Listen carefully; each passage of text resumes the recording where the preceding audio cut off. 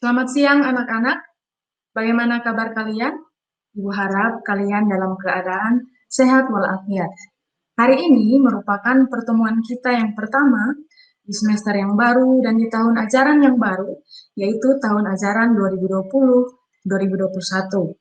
Berbeda dengan pembelajaran-pembelajaran kita sebelumnya, yaitu secara tatap muka, pembelajaran kita pada hari ini kita hanya bisa bertatap muka melalui layar handphone ataupun layar komputer kalian. Nah, pada pertemuan kali ini kita akan mempelajari tentang limit fungsi trigonometri.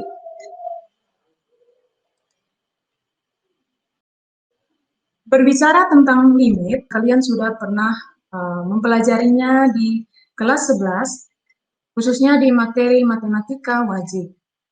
Oke. Adapun tujuan pembelajaran yang kita harus capai setelah mempelajari materi ini, yang pertama, peserta didik dapat menjelaskan konsep limit fungsi trigonometri. Yang kedua, peserta didik dapat menentukan nilai limit fungsi trigonometri dengan cara substitusi. Berbicara tentang limit tentunya tidak asing lagi di telinga kalian. Pernahkah kalian mendengar kalimat seperti ini? Yang pertama, batas kesabaranku sudah hampir habis. Yang kedua, kartu kredit yang Anda gunakan hampir mendekati limit. Nah, kata-kata seperti ini sudah sering kalian dengar. Batas, kata hampir, ataupun kata limit mempunyai makna menuju suatu titik atau mencapai suatu keadaan tertentu, tapi tidak mencapai titik tersebut. Nah, limit dalam matematika artinya mendekati, atau limit dalam matematika menjelaskan tentang nilai suatu fungsi jika didekati dari titik-titik tertentu. Oke, yang berikut Ibu mau mereview kembali tentang definisi limit fungsi yang sudah kalian pelajari di kelas 11. Nah, misalkan ada limit untuk X mendekati A dari Fx sama dengan L. Nah, ini artinya jika X mendekati A tetapi tidak sama dengan A, maka nilai Fx mendekati L. Oke. Pada kesempatan kali ini kita mempelajari tentang limit fungsi trigonometri. Nah, limit fungsi trigonometri itu sebenarnya apa? Limit fungsi trigonometri pada dasarnya sama saja dengan limit fungsi aljabar yang sudah kalian pelajari di kelas 11. Perbedaannya yaitu pada limit fungsi trigonometri, fungsinya berupa fungsi trigonometri. Oke, di layar kalian sudah ada bentuk-bentuk limit fungsi trigonometri. Ada 8 bentuk limit fungsi. Oke, kita lihat satu persatu. Manakah yang merupakan limit fungsi trigonometri? Oke, kita lihat yang pertama. Yang pertama ada limit untuk X mendekati A dari X tambah 1. Ini bukan merupakan limit fungsi trigonometri. Yang kedua, ada limit untuk X mendekati 0 dari sin X per X. Nah, ini merupakan bentuk limit fungsi trigonometri, karena sesuai dengan pengertian limit fungsi trigonometri. Berikut kita lihat bentuk yang ketiga, yaitu untuk limit X mendekati pi per 4 dari 1 kurang tan X per dengan sin X kurang cos X. Sama halnya dengan bentuk yang kedua, bentuk yang ketiga juga merupakan bentuk limit fungsi trigonometri. Mari kita lihat bentuk yang keempat. Ada limit untuk X mendekati 2 dari X kuadrat kurang 4 per dengan X kurang 2. Nah, ini bukan merupakan limit fungsi trigonometri sama seperti bentuk yang pertama. Bentuk yang kelima, limit untuk X mendekati 2 dari X kurang 3 dipangkatkan 7. Nah, bentuk seperti ini juga bukan merupakan bentuk limit fungsi trigonometri, namun merupakan bentuk limit fungsi aljabar. Kita lihat bentuk yang keenam. Limit untuk X mendekati 0 dari sin 2X per dengan sin 4X. Sama halnya dengan bentuk kedua dan ketiga, bentuk yang keenam ini merupakan bentuk limit fungsi trigonometri. Bagaimana dengan bentuk yang ketujuh? Bentuk yang ketujuh juga merupakan bentuk limit fungsi trigonometri. Sedangkan bentuk yang kedelapan, yaitu limit untuk X mendekati 2 dari X kuadrat, bukan merupakan limit fungsi trigonometri. Oke. Dari sini kalian sudah bisa membedakan mana yang merupakan limit fungsi aljabar yang sudah kalian pelajari di kelas 11, dan mana yang merupakan limit fungsi trigonometri yang akan kita pelajari hari ini. Oke, selanjutnya, konsep limit fungsi trigonometri di suatu titik. Nah, anak-anak, suatu fungsi belum tentu terdefinisi di suatu titik. Misalkan, Ibu mempunyai fungsi trigonometri, yaitu sin X per dengan X. Nah, Ibu ingin mengetahui berapakah nilai fx pada saat X-nya sama dengan 0. Pada saat X-nya sama dengan 0 atau F0 akan sama dengan sin 0 per dengan 0. Sehingga F0 itu akan sama dengan 0 per 0. Nah, ingat bahwa 0 per 0 merupakan suatu bentuk tak tentu, atau kita tidak dapat mendefinisikan dengan jelas berapa nilainya. Nah, apabila F0-nya sama dengan 0 per 0 atau bentuknya tak tentu, apakah nilai F0 atau nilai yang mendekati F0 juga merupakan bentuk tak tentu? Nah, untuk menjawabnya, kita menggunakan pendekatan limit.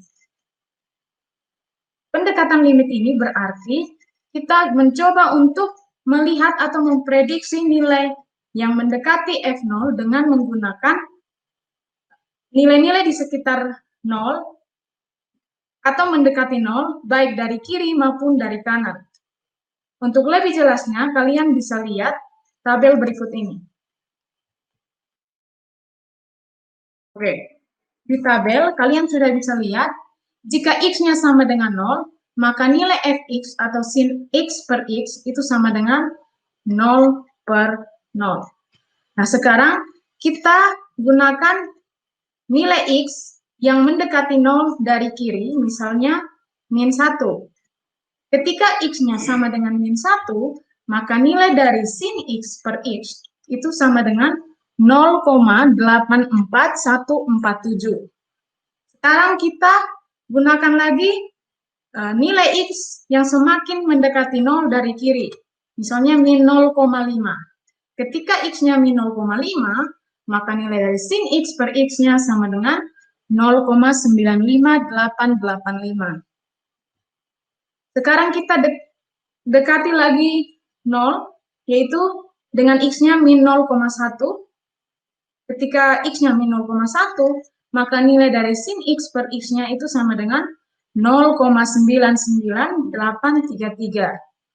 Sekarang ketika X-nya min 0,001, maka nilai dari sin X per X atau Fx-nya itu sama dengan 0,99998. Nah, dari sini kalian bisa lihat ketika X-nya semakin mendekati 0 dari kiri, maka nilai Fx-nya atau nilai dari sin X per X-nya juga akan semakin mendekati angka 1. Di sini kalian bisa lihat 0,84147, 0,95885, 0,99833, dan yang terakhir 0,9998. Atau semakin mendekati 0, maka nilai Fx-nya juga semakin mendekati nilai 1. Sekarang kita coba menggunakan X dari kanan.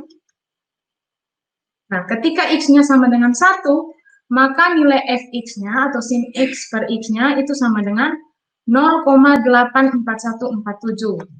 Kita semakin mendekati 0 dari kanan, misalnya X-nya 0,5, maka Fx-nya 0,95885.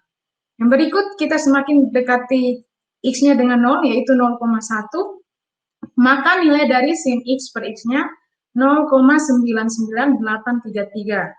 Dan Ketika X-nya sama dengan 0,001, maka nilai Fx-nya sama dengan 0,99998. Dari sini, kalian bisa lihat bahwa ketika kita dekati 0 dari kanan, semakin ke kanan, maka nilai Fx-nya juga semakin mendekati 1. Untuk lebih jelasnya, kalian bisa melihat grafik fungsi sin X per X pada bidang Kartesius berikut. Oke, di sini sudah ditampilkan grafik fungsi Fx sama dengan sin X per X pada bidang Kartesius. Di sini kalian bisa melihat dengan jelas ketika nilai X-nya semakin mendekati 0 dari kiri, maka nilai Fx-nya akan semakin mendekati 1. Begitupun dengan ketika X-nya semakin mendekati 0 dari kanan, maka nilai Fx-nya juga semakin mendekati 1. Dari sini kita dapat menyimpulkan bahwa, atau kalian perlu mengingat kembali syarat suatu fungsi memiliki limit di A yang sudah kalian peroleh di kelas 11. Limit untuk X mendekati A dari Fx sama dengan L, atau limit Fx untuk X mendekati A itu mendekati L jika limit Fx untuk X mendekati A dari kiri sama dengan limit Fx untuk X mendekati A dari kanan. Dari tabel dan grafik yang sudah kita peroleh, kita tahu bahwa limit sin X per X untuk X mendekati 0 dari kiri itu sama dengan limit untuk X mendekati 0 dari kanan, sin X per X itu sama dengan 1. Jadi, ketika kita dekati 0 dari kiri, maka hasilnya itu sama dengan ketika X-nya kita dekati dari kanan. Sehingga dapat kita simpulkan bahwa limit untuk X mendekati 0 dari sin X per X itu sama dengan 1. Oke, selanjutnya, menentukan nilai limit suatu fungsi trigonometri. Sebelumnya di kelas 11, kalian sudah mengetahui cara menentukan nilai limit suatu fungsi aljabar. Pada dasarnya, cara menentukan nilai limit suatu fungsi trigonometri sama saja dengan cara menentukan nilai limit suatu fungsi aljabar. Nah, caranya yaitu dengan menggunakan cara substitusi atau mengganti nilai X dengan suatu nilai. Dalam hal ini, pada fungsi trigonometri, X-nya berupa sudut dalam radian. Nah, ketika kita menggunakan cara substitusi, maka hasil yang kita peroleh terdapat dua kemungkinan. Yang pertama, nilainya berupa nilai tentu, atau nilainya dapat didefinisikan dengan jelas. Kemudian, kemungkinan hasil yang kedua yaitu nilainya tak tentu, misalnya hasilnya berupa 0 per 0, 0 dipangkatkan 0, tak hingga dikurang tak hingga, atau tak hingga dibagi dengan tak hingga. Nah, pada saat hasilnya tentu, maka nilai limitnya itu adalah nilai tersebut. Sedangkan ketika nilainya berupa nilai tak tentu, maka kita harus mengerjakannya atau melanjutkan pengerjaan dengan cara yang pertama penyederhanaan, yang kedua dengan rumus dasar limit fungsi trigonometri. Nah, pada kesempatan kali ini kita hanya akan mempelajari cara menentukan nilai limit suatu fungsi trigonometri dengan cara substitusi. Oke, untuk kalian lebih paham, kalian bisa memperhatikan contoh soal berikut ini. Bila kalian sudah ada 5 contoh soal, kita akan mencoba mengerjakannya satu persatu. Oke. Sambil menunggu, Ibu akan mempersiapkan papan tulis digital agar kita lebih mudah dalam mengerjakan soal-soal tersebut.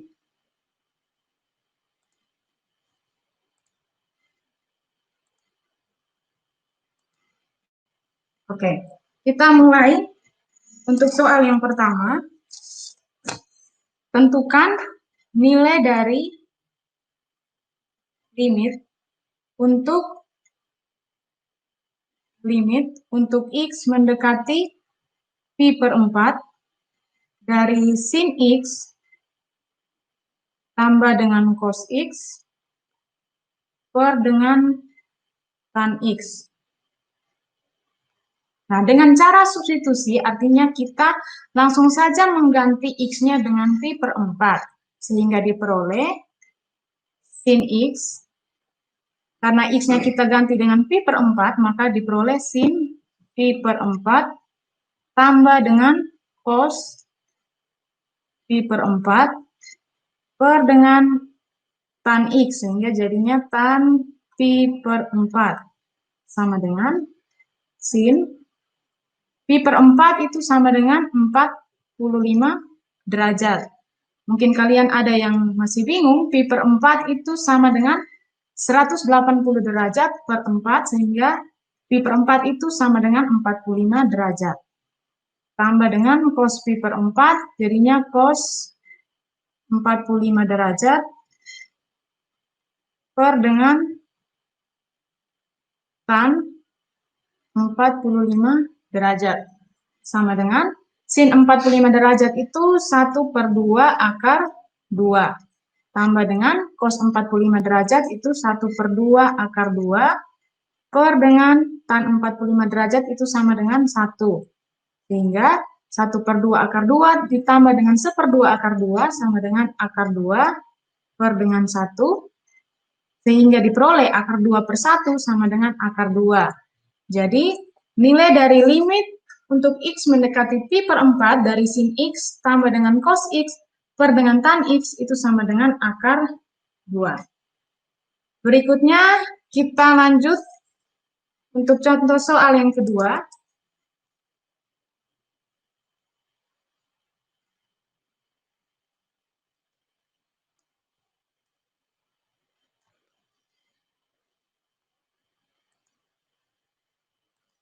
Oke, contoh soal yang kedua. Tentukan nilai dari limit untuk X mendekati pi per 3 dari sin 2X per dengan cos X. Sama seperti nomor 1, kita mengganti nilai X dengan pi per 3 sehingga diperoleh sin 2X jadinya 2 dikali pi per 3 per dengan cos pi per 3 sama dengan sin dari 2 dikali pi per 3 jadinya sin 2 pi per 3 per dengan cos pi per 3 sama dengan sin 2 pi per 3 itu sama dengan sin dari 120 derajat per dengan cos pi per 3 itu sama dengan 60 derajat. Sehingga sin 120 derajat itu sama dengan 1 per 2 akar 3 per dengan cos 60 derajat itu sama dengan 1 per 2. Sehingga 1 per 2 akar 3 dibagi dengan 1 per 2, kita coret 1 per 2, diperoleh akar 3. Jadi jawabannya sama dengan akar 3. Yang berikut kita lanjut contoh soal nomor 3. Contoh soal yang nomor 3, tentukan limit dari sin 1 per 2X tambah dengan cos X untuk X-nya mendekati pi per 2. Sama dengan, langsung saja kita ganti nilai X-nya dengan pi per 2, diperoleh sin dari 1 per 2 dikali dengan pi per 2 tambah dengan cos pi pi per 2 sama dengan sin 1/2 dikali pi per 2 jadinya sin dari pi per 4 tambah dengan cos pi per 2 sama dengan sin pi per 4 itu sama dengan sin 45 derajat tambah dengan cos pi per 2 berarti cos 90 derajat. Sama dengan sin 45 derajat itu sama dengan 1/2 akar 2 tambah dengan cos 90 derajat itu sama dengan 0. Sehingga 1/2 akar 2 ditambah dengan 0 hasilnya 1/2 akar 2. Oke, dari Ibu kita tambah untuk soal yang keempat, yaitu tentukan nilai dari limit untuk X mendekati 0 dari cos X per dengan sin X tambah dengan cos X.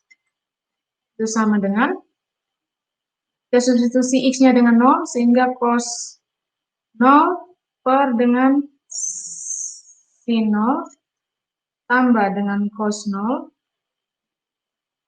itu sama dengan cos 0 itu sama dengan 1 per dengan sin 0 sama dengan 1 ditambah dengan cos 0 itu sama dengan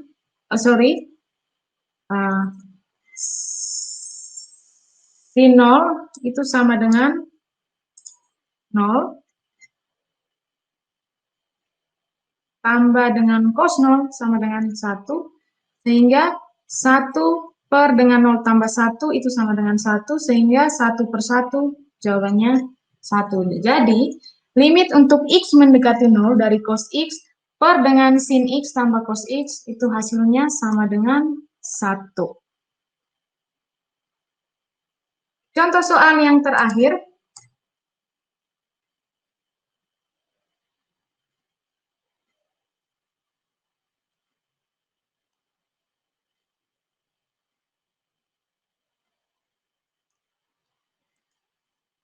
Contoh soal yang kelima. Tentukan nilai dari limit untuk X mendekati 0 dari cos X kurang cos 3X per dengan 1 dikurang cos 2X. Seperti contoh nomor 1 dan sampai dengan 4, kita substitusi atau ganti X-nya dengan 0, diperoleh cos 0 kurang cos dari 3 dikali 0 per dengan 1 kurang cos dari 2 dikali 0 sama dengan cos 0 kurang cos dari 3 kali 0 hasilnya cos 0 per dengan 1 kurang cos dari 2 kali 0 hasilnya cos 0 dengan cos 0 itu bernilai 1 kurang dengan cos 0 itu bernilai 1 per dengan 1 dikurang cos 0 1 sehingga 1 kurang 1 itu sama dengan 0 per dengan 1 kurang 1 sama dengan 0. Nah, di bentuk yang kelima ini hasilnya 0 per 0. Seperti yang sudah Ibu jelaskan tadi, 0 per 0 itu merupakan bentuk tak tentu. Sehingga untuk menyelesaikannya kita perlu pekerjaan lanjutan, yaitu dengan melakukan penyederhanaan ataupun dengan menggunakan rumus limit fungsi trigonometri. Nah, cara penyederhanaan dan cara rumus limit fungsi trigonometri akan Ibu jelaskan pada pertemuan selanjutnya. Jadi dari Ibu cukup sekian, sampai bertemu di pertemuan selanjutnya.